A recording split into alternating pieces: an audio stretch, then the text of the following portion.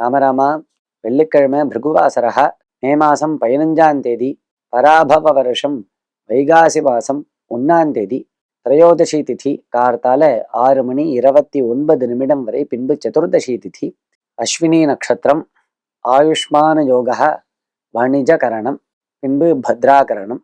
இன்னைக்கு மாசப்பரப்பு, அதாவது வைகாசி மாதம் பிறக்கிறது, விஷ்ணுபதி புண்ணிய காலம் அப்படின்னு பேரு.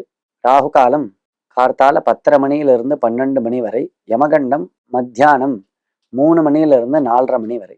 இன்றைய தினம் விஷ்ணுபதி புண்ணிய காலம் என்று குறிப்பிட்டீர்கள். இந்த மாதத்தின் சிறப்பு என்ன? அதாவது ஒவ்வொரு மாசத்துக்கும் ஒவ்வொரு பெயர் உண்டு.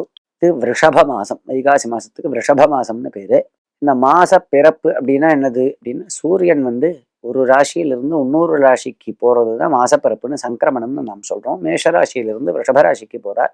இதுதான் ரிஷபரவி அப்படின்னு பஞ்சாங்கங்கள்ல குறிப்பிட்டிருப்பா. ஒவ்வொரு புண்ணிய காலத்துக்கும் ஒவ்வொரு பெயர் உண்டு. அது விஷ்ணுபதி புண்ணிய காலம் அப்படின்னு பேரு இந்த சங்கிரமண புண்ணிய காலத்துக்கு.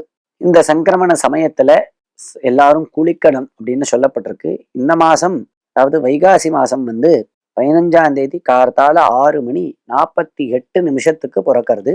அப்ப கார்த்தால எல்லாரும் குளிக்கணும். இந்த சங்கிரமண புண்ணியகால சமயத்துல அவசியம் எல்லாரும் ஸ்நானம் பண்ணணும்.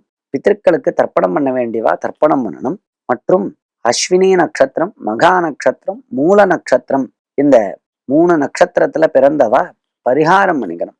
சில தானங்கள் பண்ணணும்.